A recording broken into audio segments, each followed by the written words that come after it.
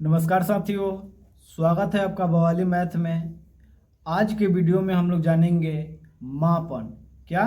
मापन यानी मेजरमेंट।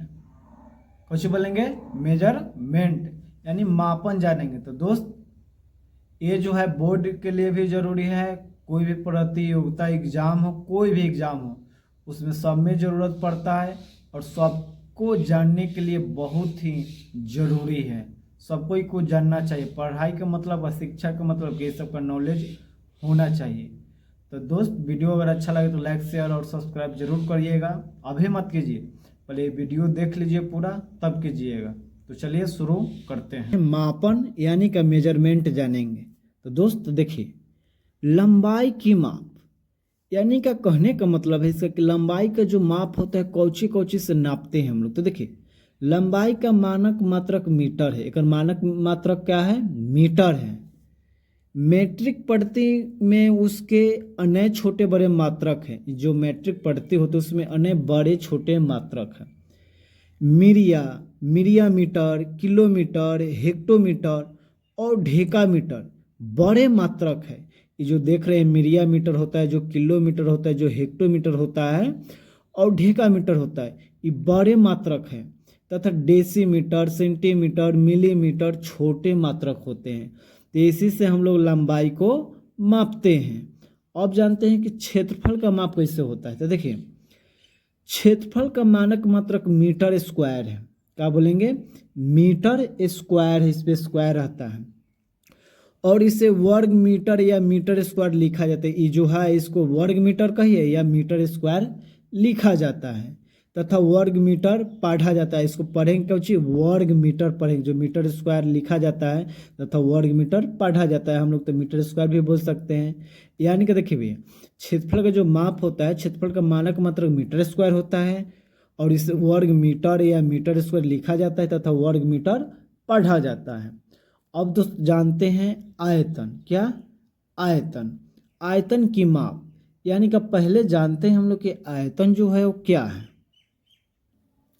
तो देखा बउआ लोग, तो पहले जानेंगे कि आयत की माप जानेंगे, तब जानेंगे कि आयत आखिर होता क्या है। वॉल्यूम। तो बोले किसी वस्तु द्वारा छेके गए स्थान को उस वस्तु का आयतन कहते हैं। इसका मात्रक घन मीटर है। अब बात को समझे कि आयतन क्या है। मान लीजिए कि कवर है ना, ये कवर है मोबाइल का है। इसको हम क्या करें कि किसी वस्तु को द्वारा इसको हम हैंग रखें ऐसे रख दें। ठीक, ऐसे रखें ना। ये जितना ही जगह को छेक रहा है ना, इसी को क्या बोलेंगे? आयतन बोला जाता है। और तरीका से समझिए। देखिए दोस्त, मान लीजिए कि कलम का ढक्कन है ना, इसको हम रखें किसी वस्तु द्वारा छेके गए। तो वस्तु है, इसको हैंग हम रखें, तो जो ये स्थान छेका ना, उसी का ये वस्तु का ये क्या कहेंगे? उस वस्तु का आयतन कहते हैं। क्या कहेंगे? आयतन कहेंगे। अब देखिए, इसका मात्रक घन मीटर होता है। क्या होता है इसका मात्रक? घन मीटर होता है। या एक मीटर क्यू भी लिख सकते हैं। जैसे कैसे जब मीटर स्क्वायर पढ़े तो उसी तरह जब मीटर क्यू भी कहते हैं, इसको पढ़ देंगे घन मीटर। तो ये था आयतन, जान गए। अब एक होता है धारिता। क्या? धारिता। अब धारिता के देखिए कैसे, किसी बर्तन में उपलब्ध स्थान को उस बर्तन की धारिता कहते हैं। बर्तन की धारिता उसका भीतरी आयतन है। इसका मानक मात्रक लीटर है। इसका मानक मात्रक क्या होता है? लीटर है। लीटर का प्रयोग द्रवों के आयतन को व्यक्त करने में भी किया जाता है। मान लीजिए कि लोटा है, तो लोटा में हम जितना पानी उसमें आटा, तो उसी को क्या कहेंगे? धारिता कहेंगे। क्या कहेंगे? धारिता। ये धारिता है। ठीक, तो इसको क्या में नापते हैं? तो मात्रक लीटर है, चाहे लीटर का प्रयोग द्रव आयतन में व्यक्त किया जाता है। ठीक, अब पढ़ेंगे हम लोग द्रव्य की माप जानेंगे। क्या? द्रव्य की माप। देखिए दोस्त, द्रव्य की माप का होता है किसी वस्तु का द्रव्यमान, यानी कि एक सन्हति भी बोलते हैं। सन्हति उसमें पाए जाने वाले पदार्थ की मात्रा की माप है। इसका मानक मात्रक किलोग्राम है। कथी है? किलोग्राम होता है द्रव्यमान को ओजन वाला उठाने वाला का ओजन जिससे नापते हैं। और इसे संक्षेप में किग्रा या केजी लिखा जाता है। संक्षेप में हिंदी में किग्रा लिखा जाता है, इंग्लिश में केजी लिखा जाता है शॉर्ट में। तो ये था द्रव्यमान की माप की मेजरमेंट। अब जानते हैं समय की माप। अब देखिए दोस्त, समय का मानक मात्रक सेकंड है। जो समय का मानक मात्रक है क्या है? सेकंड है। समय के अन्य मात्रक भी हैं। क्या है? समय के अन्य मात्रक मिनट कहिए, मिनट होता है, घंटा होता है, दिन होता है और वर्ष होता है। सब समय का मात्रक है।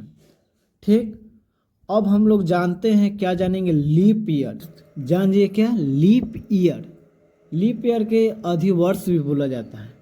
देखिए, वही वर्ष जो अधिवर्ष होते हैं, जिसमें यानी लीप ईयर होते हैं, जिसमें 4 से पूरा भाग लगता है, माने 4 से पूरा जगह में भाग लग जाए, लीप ईयर बोलेंगे।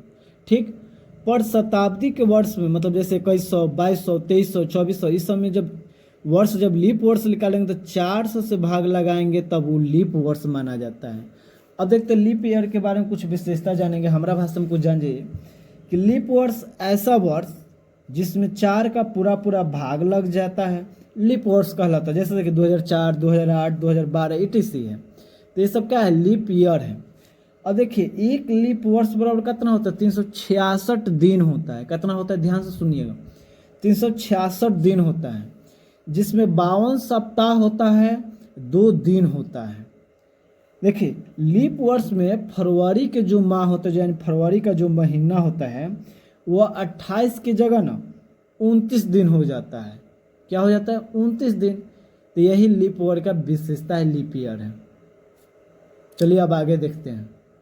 अब जानेंगे पूर्वाह और अफराहन का अर्थ जानेंगे। अफराह, अब देखिए, यानी क्या, इसको हम लोग बोलते हैं AM, इसको हम लोग बोलते हैं क्या? PM। ठीक, अब देखिए, इसका मतलब क्या होता है? 12 बजे मध्य रात से 12 बजे यानी दोपहर तक के समय को पूर्वाह कहा जाता है, यानी AM कहेंगे। तथा 12 बजे से दोपहर के दिन में मध्य रात्रि में तक समय का अपराह कहेंगे, यानी AM कहेंगे। ठीक, अब देखिए, दिन या तिथि का आरंभ 12 बजे रात्रि से होता है, तो जान रहे हैं, और अगले दिन के 12 बजे मध्य रात्रि पर समाप्त होता है। अतः 7 बजे पूर्वाह का अर्थ होता है प्रातः 7 बजे, और 8 बजे अफराह का अर्थ होता है, यानी रात्रि 8 बजे। तो कुछ है नहीं, लीप वर्ड या पूर्वाह सब तो जानते ही होंगे, लेकिन ध्यान से पढ़ लीजिएगा। तो वो दोस्त था 12 घंटा वाला में। अब जानेंगे 24 घंटे वाले के अनुसार। तो 24 घंटे वाली घड़ी के अनुसार समय जानेंगे। देखिए, रेलवे में, वायु मार्ग आदि जगहों में 24 घंटे वाले घड़ी का उपयोग किया जाता है।